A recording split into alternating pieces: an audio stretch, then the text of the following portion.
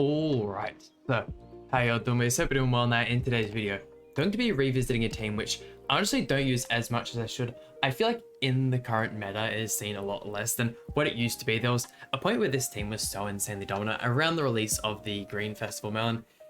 It was just impossible to beat it sometimes, and the team just has so much synergy and you can kind of swap out so many units for other units. Let's say if you're missing the True Seeker Melon, once again, you can use that Green Melon, and there is a whole bunch of other exceptions. Obviously having Ram in the back is best case scenario for this team, but you can also use Zeldris if using the Hijack Gotha just due to the debuffs they can supply. But honestly, a really good team. I do believe Nug actually did a video with like a kind of unknown race team, and basically the first match he loses, he ends the video and went on for something, from memory it was something like 2 hours. So once again, back in the day, a extremely powerful team. But this is the team we're using today. Honestly, I really just want to find an excuse to use EMILIA in a video, and she doesn't fit on an awful amount of teams. So if you guys don't know what the EMILIA does, the first card here inflicts damage equal to 360% of attack on one enemy and freezes them for 2 turns. Inflicts damage equal to 40% of remaining HP upon removing it with a skill, unique, commandment, or turns passing. So pretty much you just want to let the ice break. You can also break it with a skill, which is kind of nice. It's not as effective as if you were to use like a Melon Freeze into breaking it, but in PvP it is definitely more viable. You don't kind of go for any of those nukes in PvP. The second card here inflicts damage equal to 180% of attack on all enemies and depletes 2 ultimate move gauge orbs at the end of the enemy's turn for 2 turns. Really nice. Having just characters with the dissolve card on them is super handy. The ultimate here, which we do have 6/6. Honestly, my ReZero collab summons were so insanely lucky. Don't get me wrong, I did get like a couple dupes for everyone, but the fact that I 6/6'd EMILIA and how many gems I spent was absurd. But the skill effect is inflicts secret technique damage equal to 450% of attack on all enemies and deals damage with attribute advantage regardless of attribute. Secret technique is the +60 per card, so same ultimate as the Lost Vein. And then last but not least, the passive. When the hero is attacked by the same enemy 2 or more times during the enemy's turn, removes debuffs from allies and freezes the enemy for 2 turns, exclude deathmatch. Something that you're not going to fall for an awful lot.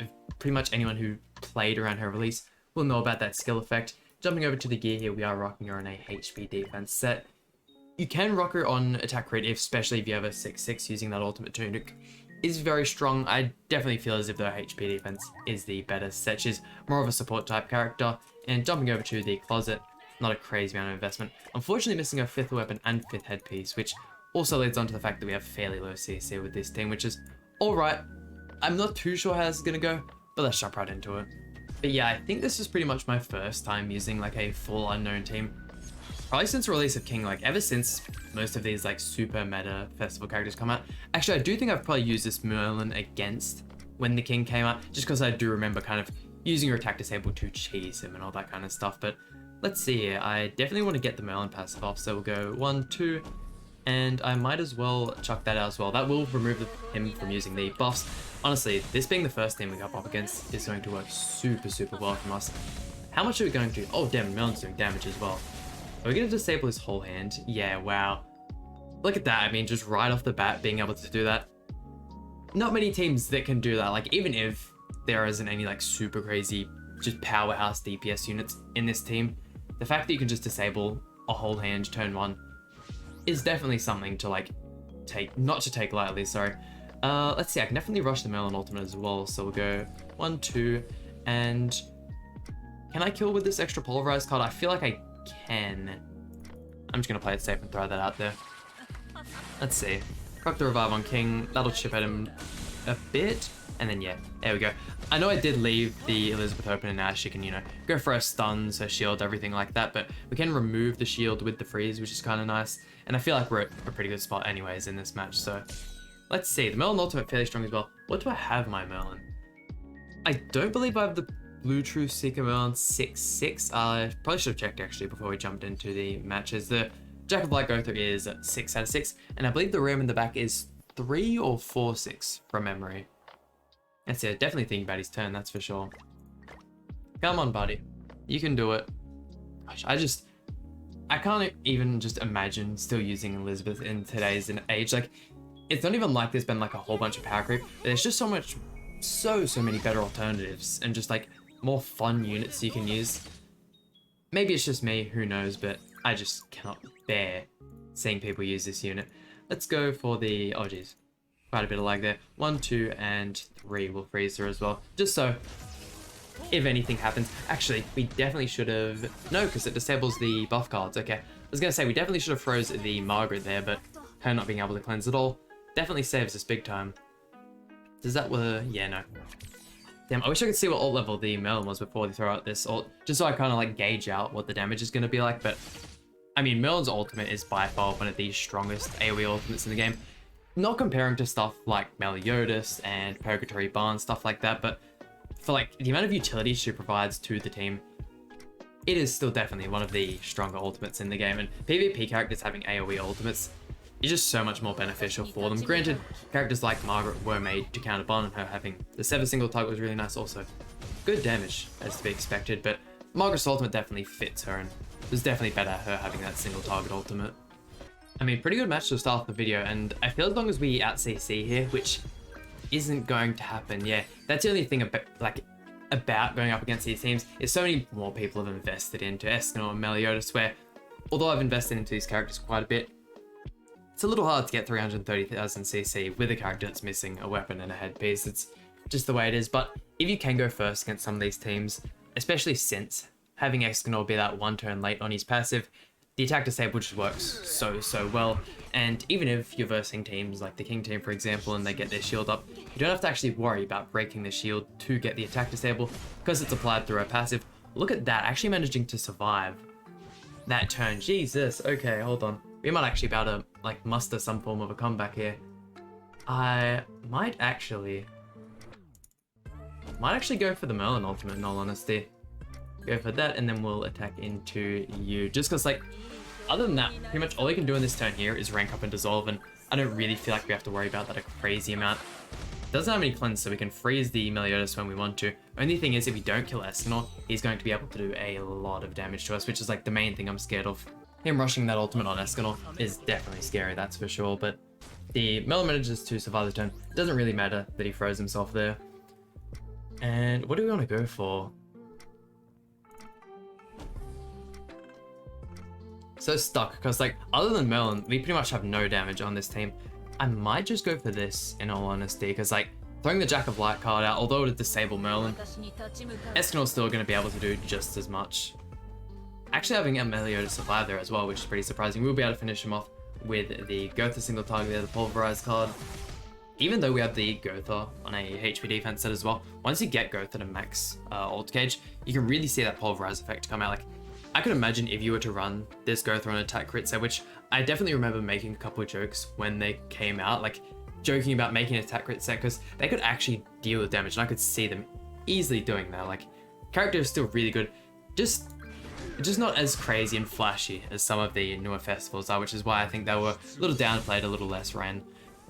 Having the Truth Seeker Merlin die there as well. This is the only problem about having debuffing units, is when you verse Escanor and you have units that cleanse and stuff like that, there's not a whole lot you can do.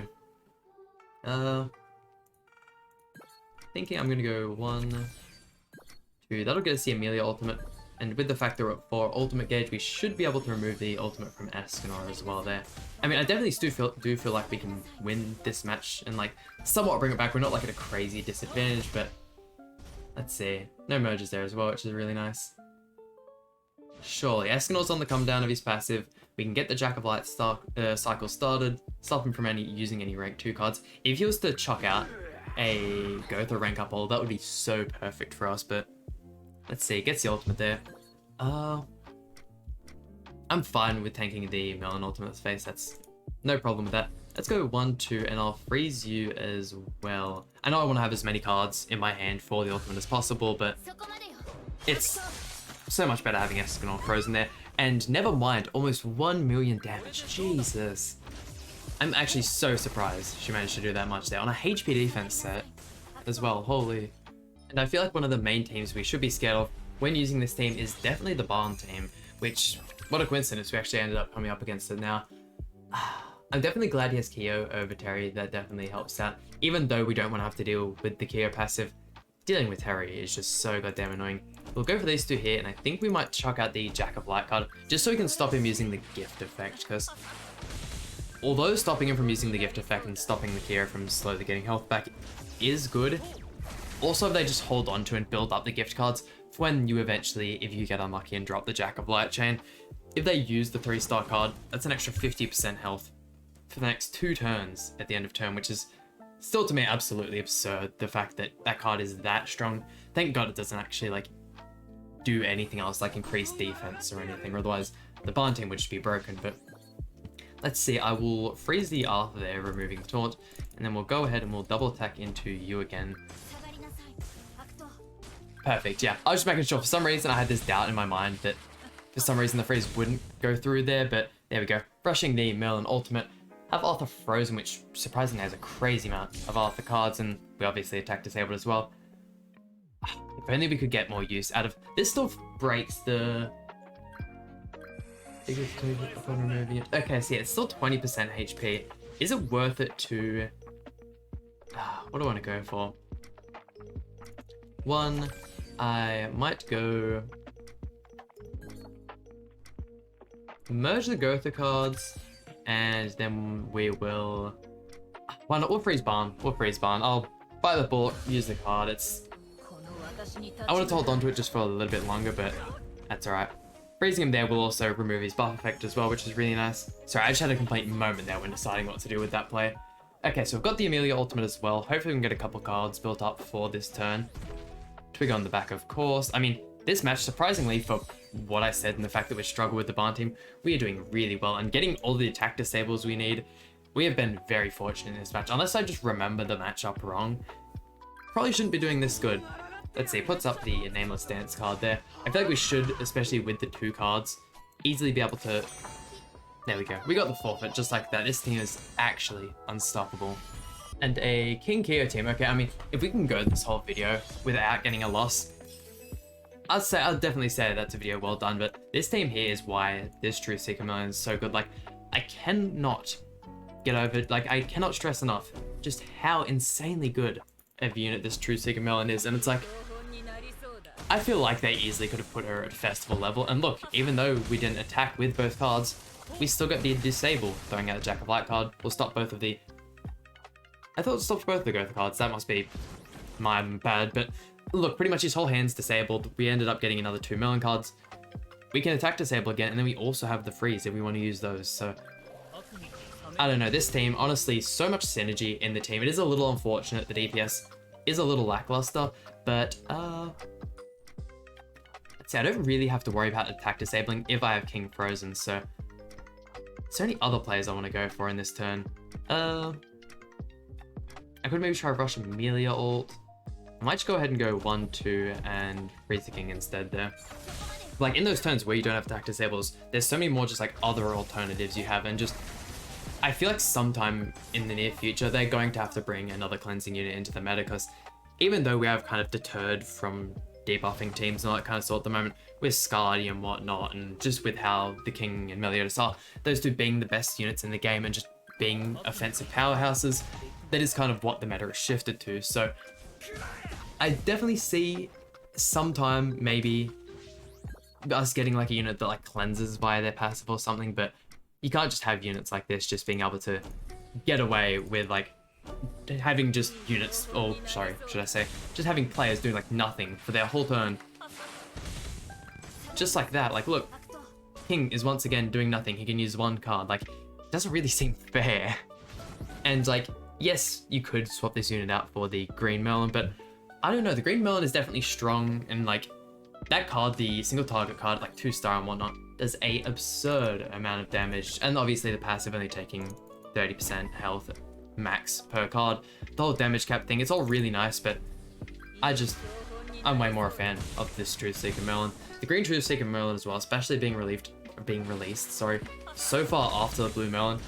Honestly, a massive disappointment. I was expecting her to be just absurd, but let's see who's got in the back here. I'm guessing it's probably like the 1 or something. Oh yeah, never mind, what am I thinking? He's using Kyo. Of course, this L just comes to the front.